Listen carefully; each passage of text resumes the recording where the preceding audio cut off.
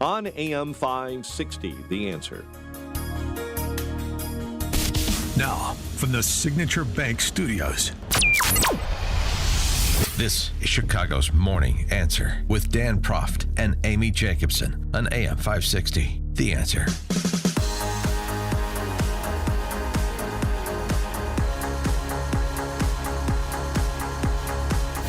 Top of the morning, Dan and Amy. So tonight's the big debate starting at 8 o'clock Chicago time. And we got the rundown from those flight attendants over at CNN telling you where the exit rows are and what your responsibilities, seats, upright position, and the lights here and all that jazz. Place a mask on yourselves before helping others. And so one of the things that's interesting is the ramping up of ads on TV for this debate specifically, because you're going to have tens of millions of people watching. It's been a little quiet. You haven't seen a lot of campaign ads, even on the social media platforms, even digitally. I know. I wonder why that is. Are they just playing in swing states? I don't know. I think it's starting to pick up, as interest picks up, and there'll be a lot of interest surrounding tonight's event. And we played one ad that speaks to the border security issue, which I assume will get a lot of airing tonight. Here's another one from a Trump-affiliated PAC in terms of, supporting Trump, clearly. Joe Biden opened our borders. Then guess what happened? Laken Riley, a college student, was savagely murdered on a run in Georgia. Mother of 5, Rachel Morin, was raped and murdered in Maryland. 12-year-old Jocelyn Nungaray was savagely killed in Texas. All 3 brutally murdered by illegal immigrants, authorities say. All 3 gone because Joe Biden allowed criminals into our midst. The horrors won't stop until we remove Joe Biden from office. Defend US PAC is responsible for the content of this advertising. Yeah, I think you're going to hear those names a lot tonight. I expect you will from Trump, and I don't think it would be wise for Biden to try these arguments that are being advanced by his surrogates on the cable news networks. We have Americans who commit crimes too. That's victim blaming. I don't care what anybody says. They're saying, if she wasn't killed by an illegal, there's a chance she'd be killed by somebody else. I guess if it was her fault or any of these girls' fault. And by the way, 12-year-old Jocelyn, she did try and fight back when she was being tortured for 2 hours because both of the illegal monsters that were here, one on ICE electronic monitoring, keep that in mind, they had scratch marks because she was clawing and fighting back. So I would expect Trump to spend a lot of time on this and provide detail, and I assume, I think it would be wise if he recounted the conversations he had with the families of Laken Riley and Rachel Morin in particular. I don't know if he's spoken to the family of Jocelyn Nungaray as well, but he has had those conversations, we know, with the other 2 families that were profiled in that ad. And Biden never called the families. And this is an opportunity for him to challenge him. What do you have to say to those families about these border policies? And the other argument, in addition to, we have Americans who commit crimes too, that's being offered by Biden surrogates. In addition to the sort of thoughts and prayers, you get that. But the other argument to deflect is, there's nothing new here. So what we do, and you heard this from Mayorkas yesterday in Tucson. Well, here he is. The safety and security of the American public is indeed our highest priority. We screen and vet individuals when we encounter them. If we learn of derogatory information subsequently, later in the process, then we take enforcement action accordingly. The individual who's responsible for a heinous criminal act is the criminal, and we need to bring the full force of the law to bear on that criminal, just as I did for 12 years as a federal prosecutor. We encountered dangerous people then, and we prosecuted them accordingly, and that will indeed continue. Yeah, so when you can't address the specific, you sort of make a general statement of principle, and that's what Mayorkas did, and then he went on when he was on CNN to say, this is nothing new. We've had this problem for a long time through previous administrations, dating back to when I was a federal prosecutor.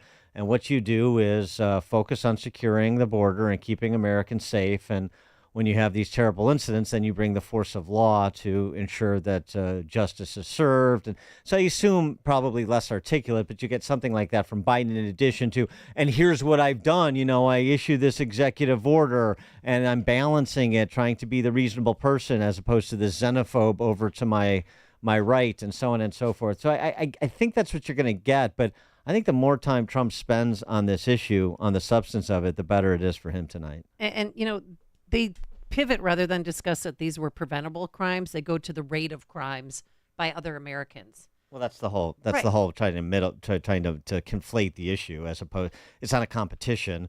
We try to eliminate, remove people who are threats to public safety, whether they're indigenous or foreign. But so why would we import? Well, if people who are threats to the public. I mean, it's so obvious. It doesn't. Right. It doesn't need to be explained. It just needs to be addressed, and that's what Trump should expect to have to do tonight. For more on this, Noah Rothman, senior writer at National Review, author of the book "The Rise of the New Puritans: Fighting Back Against Progressives' War on Fun." Noah, thanks for joining us. Appreciate it. My pleasure. Thanks for having me. So the expectations you have for tonight's debate on. You can take the on the substance or not on the substance. Well, I was listening to the discussion that you were having at the outset of the segment, and I was surprised I didn't hear what I think is going to be Joe Biden's go-to response when it comes to immigration issues. If Donald Trump does what you say he will do and outline the effects of the migrant crisis and how they've allowed it to metastasize and all the people who are harmed and who will be harmed as a result, is Joe Biden is going to pivot and say, well, Republicans killed the immigration bill. Right. I wanted to do something about immigration. You didn't want to. In fact, you said the following, quote, if this deal fails, they're blaming it on me. I say that's okay. Blame it on me, please. That's your quote. Right, but I mean, but that's an easy. And I will. I'm happy to blame it on you, Mr. Trump. I mean, you can absolutely see where the demagoguery is going to take it. You're right. I mean, that's the other angle too. We heard that from Elizabeth Warren over the weekend as well in the Sunday talkies that we tried to do something and he killed it. But I mean, that's Trump an easy. Didn't have that. But that's an easy response for Trump. Yeah, those were my words because it was a bad deal. It was bad legislation. It wasn't going to do. Yes. Right. It wasn't going to do what. That's a trap. It wasn't going to do what you said it was going to do. And by the way, the other thing is, if you wanted to move that legislation, why didn't you do it in the first 2 years when you had control of Congress? Now, that's a better response. So there's two ways he can go there. One, he can say what you just said. Why didn't you exercise your authority? Why did you allow this to metastasize? You obviously, and your executive orders indicate that you said you needed a congressional authority and you didn't. That's the best way to go. Yeah. The way that you suggested initially that he should go, which is to explain this legislation, to outline what it does and what it doesn't do. No, I think illustrate why it was duplicative. That is going to be that's a fraught prospect for Donald Trump to spend. By the way, all of the 2 minutes he has before the microphones are automatically cut off on him. Yeah, I think you just dismiss it out of hand. I don't know that you get into the weeds on it, but yeah, you're right. I mean, that's the point is you prove that you didn't need it with your. Yes, I agree. That's probably more crisp to just do that and then remind him that they've had every opportunity, not just in his term, but during Obama's terms too, to do something on this, and they've chosen not to. Because if you're trying to educate the public on this, it's going to obviously take a lot of your time. But it's not just that Americans might not respond favorably to the particulars of the bill. The public does believe the immigration crisis is a crisis. They do want to see something done. Mm-hmm. And the fact that something was not done in this case is Joe Biden's only advantage on the issue. So is CNN going to be fair and balanced, Noah? Well, this is. I just polished off a corner post for National Review on this morning, and we're all going to hate these rules. Everyone is going to hate these rules. Yep. They've given the discretion that a moderator would have, a human being would have, over to machines. The machine is going to cut you off after 2 minutes. The machine is going to take your microphone away. It's going to prevent these candidates from having direct exchanges from one another. It's going to prevent them from fully articulating a thought, which maybe needs to be articulated, and a moderator would say, okay, you're rambling. Or you're making a valid point, I'm going to give you an extra 10 seconds to finish it off. That is not what we're going to see tonight. We're going to see a very regimented program. But CNN's going to take all the heat for this, and they don't deserve it. These are Joe Biden's rules. Joe Biden set out no audience, TV studio, microphones cut off after 2 minutes. Those were his rules. They were rules to which Donald Trump eagerly accepted. without addendum, Mm-hmm. and CNN is merely implementing the president's and both candidates actually now because they both accepted these terms. But it was Joe Biden's desire to see these terms implemented, and CNN is merely doing it. They're going to get all the heat for this, and that's going to satisfy both partisans, by the way, because I don't think it's going to benefit Joe Biden. His best moment in the 2020 debate, the first debate between himself and Donald Trump, was when Trump is ceaselessly interrupting him, interminably interrupting him, and Joe Biden turns and goes, "Will you shut up, man?" Mm-hmm. That was a good moment for him. Mm-hmm. He doesn't get that moment. He doesn't get that moment anymore. You know, and the second debate was good because on the CNN. The second debate was great. It was a town hall setting, and then the third debate, which I was really looking forward to, got canceled because of COVID. And I think that would have helped Trump if he had nailed that debate. I think that would have helped him. But Donald Trump is on defense on defense because he's ahead in the polls. It's Joe Biden who needs to shake up the race. That's why we're having such an early debate, because Joe Biden needs to go on offense and change the dynamic of this race. Mm-hmm. Donald Trump needs to present himself as a calm, coherent, viable alternative to Joe Biden in the presidency. And a debate in which he doesn't have the ability to do crowd work, to thrive off the crowd, where he can't just extemporaneously riff or interrupt his opponent, advances that objective. It makes him seem less like a performer and more like a president. Yeah, the thing that will interest me the most tonight, get your reaction to this, is they have these 1-minute follow-up questions that the moderators can ask to clarify a point or build on the discussion of the particular topic. I'm going to be really interested to see how Tapper and Bash use those 1-minute follow-ups, if they're going to try to really just focus on making Trump talk as much as possible, focus on the follow-ups with him, or are they going to use some to potentially try to rehabilitate something Joe Biden says? It's going to be that to me is where, not the initial question, but how they use those follow-ups and what they dig into to try to perhaps tilt things as best they can Biden's way. Yeah, I'm not sure. That's the big open question. Another open question is the degree to which we get policy talk, which we've been focusing on prohibitively, and what we probably will get more of, which is competing personalities. And by the way, the respective deficits that both candidates face, which are really not on policy so much as they are on persona, on Joe Biden's infirmities, right, and Donald Trump's liabilities as they relate to his conduct in between Election Day and Inauguration Day in 2020 and 2021. And that's what I think is going to have the most fireworks. Well, right, sure. Twice impeached convicted felon. And Trump's response should be? Well, and January 6th. January 6th. Both campaigns are preparing for January 6th related questions, and in particular, Donald Trump's approach to the vacating the convictions of the January 6th rioters. And I don't know what Donald Trump's response should be, frankly, because he doesn't seem inclined to concede any inch to his critics and opponents on that. And it's a liability for him. It's probably his biggest liability. And I don't necessarily think he's inclined to neutralize that liability by conceding the point that January 6th was that. I don't hear him willing to concede that. So he's going to absorb that liability. And maybe it doesn't matter, because Joe Biden's infirmities are as big a liability, and Joe Biden can't concede that, even if he wanted to. There's nothing he can do to make that better. So I would expect to see a lot of deflection and an effort to redirect the questioning and the focus of the moderators and the candidate away from their respective liabilities and towards some more favorable terrain. Are they going to ask President Trump, do you accept the results of the 2020 election? Yeah, right. And what should his response be? The be? best way for him to navigate that. Yeah, the best way for him to navigate that would be to say, look, I'm not president.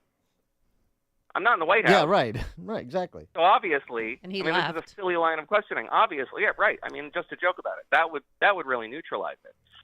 If he gets defensive about it, then it opens up a bigger liability. But I've seen Republicans navigate that issue in that way, and it really effectively disarms the line of questioning. Do you think that they'll bring Kristen Welker from off stage to ask that question and just continue asking it for 30 minutes until she gets an answer that's satisfactory to her, like she does on Meet the Press? Well, yes, that would, again, that's another network. Kristen would have to jump ship from NBC. Yeah, no, I get it. I get it. Yeah, I get it. But, it can be a collaborative team effort. Sure. You wouldn't be surprised. The Cook Report, interesting. One of the people that works with Charlie Cook was talking the other day, and their analysis finds that Biden needs to focus on the 18% or so of voters who voted for him in 2020 in the swing states, who voted for him in 2020, who are not with him now, because that's where the race is. That's why Trump has the lead. We know these are sort of surface skimming voters, generally speaking, because they oscillate a bit. But I mean, if you're in Camp Biden, and the threat to democracy, which you've been plying for some time now, isn't moving those people at this point. I mean, what could? Yeah. So what you hear from the Biden campaign now, ceaselessly, is this notion that nobody's paying attention to this race. You hear this from the Biden campaign people on the record and off the record all the time in these reports ahead of this debate. Nobody's paying attention. We're hoping this is the starting bell of the race for people actually tune in finally. And that's true of Biden voters. It is not true of the general electorate. Back in May, Gallup found levels of enthusiasm and attention paid to the race were approximate to previous cycles, trailing 2008, but only 2008. In fact, there's more interest in this election than in 2004, even 2016. And when you see, I think Axios had this poll this morning, which indicated that Republican voters are very eager to tune into this debate, and Joe Biden's voters are less so. They're just less enthusiastic about this race. It's Joe Biden who needs to enthuse and enliven his voters, not necessarily to convince, although it'd be desirable, to convince those who have jumped off the Biden train since 2020 to get back on it, but to enliven the partisans who would be Biden voters who are otherwise disillusioned or disaffected with his candidacy and his campaign. That explains why you see so much prohibitive focus from the Biden campaign on some of the least sympathetic elements of American society, because they're Biden voters and they're frustrated with Joe Biden. But the problem is that those voters are engaged. They're just engaged to hate Joe Biden. What he needs are the voters who you don't hear from, who you don't see, a quiet minority of likely Biden voters who are just not going to turn out unless they have some inducement to do so. And could that inducement? I mean, it seems to me this is the sort of their last best gasp. And it's worked over the last couple of cycles, so why not stick with it? With the inducement being abortion. Yes, yeah, absolutely. You will see a lot of that. If polls are to be believed, it's somewhere between the third and fourth most important issue to voters, behind immigration and the economy and inflation. So it would be malpractice, frankly, for CNN's moderators not to bring up abortion, just by virtue of the level of salience the issue has in the election cycle. And Joe Biden is obliged, professionally and politically, to make the most hay as he possibly can out of that issue. So, yeah, you're going to see a lot of that. But it won't be sufficient. I don't think it's sufficient. It's not as though abortion hasn't been an issue for the past two consecutive cycles, this cycle and the midterm cycle. And we haven't seen that kind of enthusiasm from his voters as a voting issue, save in small turnout elections. The problem is the big theory of Donald Trump's realignment of the electorate is that you sacrificed a lot of these educated, affluent, suburban voters who used to make up the backbone of the Republican electorate. They're disaffected with the Republican Party under Trump. But in the trade-off, you enliven a bunch of low propensity voters who turn out in presidential elections and presidential elections alone. That's the theory of the race. And so far, it's looking like a pretty solid theory if the polls are to be believed. What Joe Biden needs to do is not to enliven. He can't rely on low propensity voters as Democrats traditionally do. He has to engage as many high propensity voters as he possibly can, and abortion is one of those issues. It's frankly a luxury issue. I know a lot of Democrats believe that this isn't something that is central to the identity of especially low-income Americans who suffer greatly at the hands of a pregnancy. That's what they tell themselves. But if you look at the demography of who really focuses on abortion as a political issue, it is affluent white suburbanites. Yep. That's his base. Noah Rothman, senior writer at National Review, author of The Rise of the New Puritans, Fighting Back Against Progressives' War on Fun. Noah, thanks as always. My pleasure. Thank you. Thank you. And he joined us on our turnkey.pro answer line. Connect with Dan and Amy on the AM 560 The Answer mobile app. Just text the word app to 64636 to download the app today. Let's see, if something costs less and people are happier with it, that's